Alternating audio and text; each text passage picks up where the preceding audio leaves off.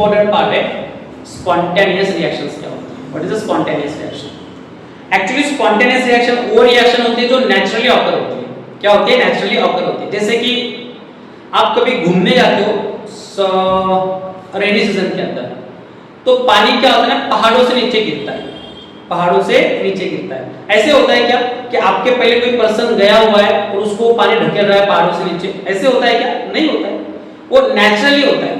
Naturally अपने आप वो क्या होता है, नीचे आता रहता है अकॉर्डिंग टू स्लोप। स्लोप के अकॉर्डिंगली क्या होता है, वो नीचे आता है। तो ये नेचुरली ऑकरिंग है।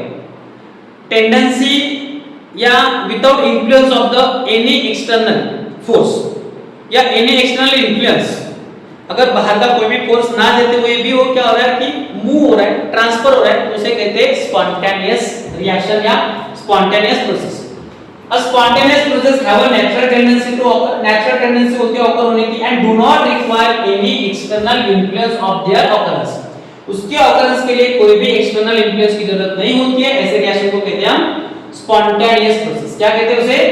spontaneous process। देखो झरने से पानी आ रहा है, ये क्या है?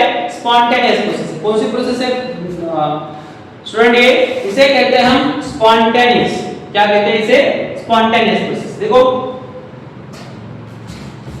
एग्जाम्पल कौन से हो सकते हैं?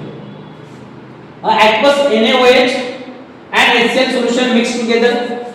अगर आप NaOH को HCl के साथ रिएक्ट करते हो ना, तो अपने आप रिएक्शन होती है, करने की जरूरत नहीं है, अपने आप हो जाएगी रिएक्शन। सेकंड आता है water flow from higher level to lower level, जैसे कि यहाँ पे हो रहा है हायर से लोअर लेवल क्यों हो रहा है? It is not necessary to apply the any external force. इसको कोई ढकेल नहीं रहा है पीछे से, अपने आप आ रहा है। यहाँ पे क्या होगा? Ice melt spontaneously above the 0 degree Celsius. Ice को अगर रूम टेंपरेचर पे 0 डिग्री सेल्सियस पे रखते हो ना, तो अपने आप वो क्या होता है? मेल्ट होता है। देखो की पॉइंट क्या होता है इसकी? की पॉइंट आता है it occur of its own and does not require any external agency या एजेंसी टू ऑकर, मतलब बाहर का कोई भी इन्फ्लुएंस इसे नहीं चाहिए, अपने आप हो जाती है। It proceed in one direction, एक ही डायरेक्शन में। ऐसे है क्या? ये कुछ पानी इधर से इधर आ रहा है और कुछ पानी इधर से ऊपर जा रहा है नहीं ना, ऐसे एक ही डायरेक्शन में। थर्ड आता है the spontaneous process can be rapid और स्लो और स्पॉन्टेनियस। ये प्रोसेस रैपिड भी हो सकती है, स्लो भी हो सकती है या स्पॉन्टेनिटी भी हो सकती है। नेक्स्ट देखो the process continuous till equilibrium is reached. ये प्रोसेस तब तक होगी जब तक इक्विलिब्रियम रीच नहीं होती है, तब तक ये प्रोसेस होती ही रहेगी। ऐसे प्रोसेस को कहते हैं स्पॉन्टेनियस या स्पॉन्टेनियस प्रोसेस या रिवर्सिबल प्रोसेस। नेक्स्ट पार्ट आता है हमारे पास इंपॉर्टेंट पार्ट है एंट्रोपी। एंट्रोपी को एस से डिनोट किया जाता है। किससे? एस से डिनोट करते हैं। तो what is the entropy? Degree of randomness और disorderness is known as entropy. Degree of randomness, randomness का मतलब क्या होता है? रैंडमनेस का मतलब होता है, देखो मोतियों की माला होती है ना, माला सांसों की माला, मोतियों की माला, सांसों की नहीं। उस मोतियों की माला को अगर तोड़ देते तो उसमें से क्या होगा? जो बीट्स होंगे वो क्या होंगे? वो क्या होंगे? पूरी तरह बिखर जाएंगे, बिखरे बिखरे होंगे। बिखरे बिखरे मतलब अरेंज है क्या? जो वेल अरेंज नहीं होता है या जिसके मॉलिक्यूल अरेंज नहीं होते हैं, ऐसे केस को कहते हैं रैंडमनेस। क्या कहते हैं उसे? रैंडमनेस। डिग्री ऑफ रैंडमनेस और disorderness is the called entropy. इसको एंट्रोपी कहते हैं। मतलब जिस सब्सटेंस के मॉलिक्यूल वेल अरेंज नहीं है उसकी एंट्रोपी ज्यादा होती है। जैसे कि सॉलिड स्टेट के आइस लेते, आइस की एंट्रोपी कम है देन वाटर। ऐसा क्यों है? बिकॉज आइस के अंदर के वाटर मॉलिक्यूल वेल अरेंज है then that of the water molecules, और वाटर मॉलिक्यूल्स की एंट्रोपी कम है देन अ गैसियस मॉलिक्यूल और वेपर मॉलिक्यूल। क्यों? क्योंकि वेपर के अंदर के जो मॉलिक्यूल्स होते हैं, वाटर ड्रॉपलेट्स होते, वाटर मॉलिक्यूल्स होते, वो बिखरे हुए होते, एक जगह पे नहीं होते, वेल अरेंज नहीं होते। इसलिए entropy of ice is less than entropy of water. Water की एंट्रोपी और भी लेस है इससे, वेपर से। तो देखो यहाँ पे उसका और एक पार्ट डिस्कस करते हैं। हाँ, यहाँ पे गिवन है आपको diagram. Ice highly order state, H2O disorder state and gases molecule highly disorder state में होते हैं। तो हमें यहाँ पे देखना है कि state whether the delta S is positive, negative और जीरो। डेल्टा एस पॉजिटिव होगा, पॉजिटिव तब होगा जब एंट्रोपी बढ़ेगी, नेगेटिव तब होगा जब एंट्रोपी घटेगी। और जीरो तब होगा ना तो इधर कुछ हो रहा है ना तो इधर कुछ हो रहा है, सॉलिड है, ये भी सॉलिड है। देखो ये गैस में है, ये गैस में, गैस से किस में फॉर्म हो रहा है, लिक्विड में फॉर्म हो रहा है। गैसेस मॉलिक्यूल से लिक्विड में, गैसेस मॉलिक्यूल से लिक्विड में, गैसेस में एंट्रोपी ज्यादा होती है देन लिक्विड, तो इसलिए ये क्या होगा, नेगेटिव होगा। सॉलिड से किस में कन्वर्ट हो रहा है, सॉलिड, सॉलिड से सॉलिड, बट इस सॉलिड के साथ, सॉलिड के फॉर्मेशन के साथ, और यहाँ पे गैसेस भी, और गैसेस के अंदर के मॉलिक्यूल क्या होते हैं, बिखरे हुए होते हैं। कैसे होते हैं, बिखरे बिखरे। तो ये वाला एक पार्ट आता है, तो इसकी क्या होगी, बिखरे हुए होते हैं, मतलब क्या हुआ, सॉलिड से इसमें ज्यादा मॉलिक्यूल बिखरे हुए हैं, तो इसकी एंट्रोपी क्या होगी, पॉजिटिव होगी, और इसकी एंट्रोपी नेगेटिव होगी।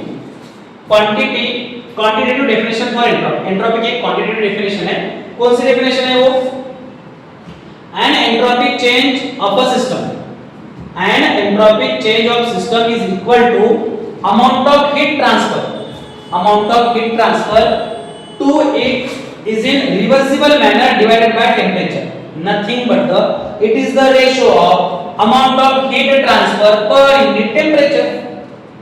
क्या डेफिनेशन हुई इसकी, क्वांटिटेटिव डेफिनेशन। देखो क्वांटिटेटिव डेफिनेशन कैसे लिखेंगे, रेशियो ऑफ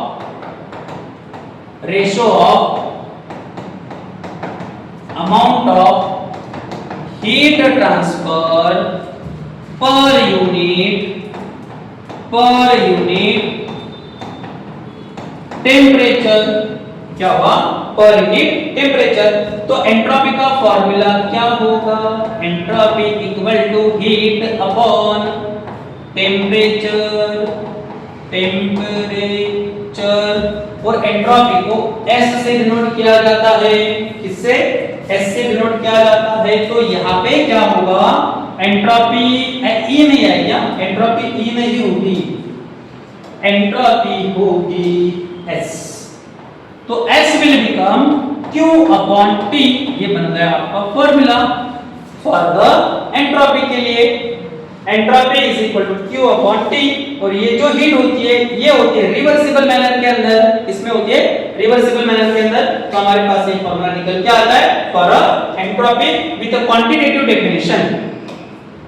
देखो आगे का पार्ट है हमारे पास, इसका ये delta S is equal to delta S is equal to Q reversible upon T, ये आ गया। देखो नेक्स्ट कुछ केसेस है एंट्रोपी इंक्रीज कब होते हैं, ऊपर वाला साइन गिवन है, मतलब एंट्रोपी इंक्रीज होती है, सॉलिड के अंदर कम होती है देन लिक्विड, लिक्विड के अंदर कम होती है then gas. On increasing temperature, जब टेंपरेचर इंक्रीज होता है तो वॉल्यूम इंक्रीज होता है, वॉल्यूम इंक्रीज होता है, mole, molecules, dissociation, composition, vaporization, fusion, entropy increases. ऐसे केस के अंदर क्या होगी, एंट्रोपी इंक्रीज होगी। कभी-कभी ऐसे वर्ड्स यूज किए जाते हैं तो आपको ये पता होना चाहिए। इसमें होती है ऑन इंक्रीजिंग टेंपरेचर वॉल्यूम या mole, molecules, dissociation, decomposition, vaporization, fusion, entropy increases, entropy increases, entropy increase होती है। Next on increasing pressure, pressure जब इंक्रीज होता है ना वॉल्यूम डिक्रीज होता है, मॉलिक्यूल कंप्रेस होते हैं, अरेंज होते हैं मॉलिक्यूल, तो एंट्रोपी क्या होगी, डिक्रीज होगी। देखो crystallisation, bond formation, association, entropy decreases. On mixing of two solid, two liquid, two gas, non reacting, अगर दो सॉलिड मिक्स होते, दो लिक्विड मिक्स होते और दो गैसेस मॉलिक्यूल मिक्स होते, बट कैसे है, नॉन रिएक्टिंग है, एक दूसरे के साथ रिएक्शन नहीं कर रहे हैं, ऐसे केस के अंदर क्या होगा, रैंडमनेस इंक्रीज होता है, और रैंडमनेस इंक्रीज होगा तो एंट्रोपी भी क्या होगी, उसकी इंक्रीज होगी। सेकंड यहाँ पे एक बार आता है, मोबिलिटी और randomness is inversely proportional to molecular wait.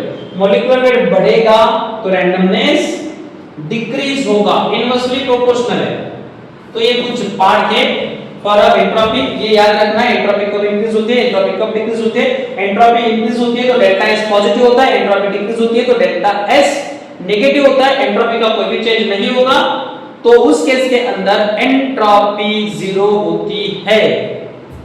देखो entropy and spontaneity and second law of thermodynamics, second law of thermodynamics important part है, सेकंड लॉ ऑफ थर्मोडायनामिक्स। देखो थर्मोडायनामिक्स का second law, the second law of thermodynamics state that total entropy of system and its surrounding total entropy of system and its surrounding increase in a spontaneous process। मतलब क्या होता है, second law of thermodynamics state करता है the total entropy of system and surrounding. Total entropy जो होगी ना, it is the sum of entropy of system and entropy of surrounding. तो ये दोनों के इक्वल, ये जो सम होती है एंट्रोपी की, ये ऑलवेज इक्वल टू क्या होती है, जीरो होती है। तो ये पार्ट क्यों है यहाँ पे, the second law of thermodynamics state that total entropy of system and its surrounding increases in spontaneous process। spontaneous process जैसे जैसे बढ़ेगी वैसे वैसे ये दोनों भी क्या होंगे, इंक्रीज होंगे। हमारे पास फॉर्मूला आता है delta S total is equal to delta S surrounding system plus surrounding always greater than 0। देखो टोटल एंट्रोपी अगर 0 से ग्रेटर है तो प्रोसेस स्पॉन्टेनियस होती है, टोटल एंट्रोपी अगर लेस देन 0 है तो प्रोसेस नॉन स्पॉन्टेनियस होती है, एंड इक्वल टू 0 है तो प्रोसेस क्या होगी, इक्विलिब्रियम में आएगी। इसमें आएगी ये इक्विलिब्रियम में आएगी। तो ये कुछ केस है हमारे पास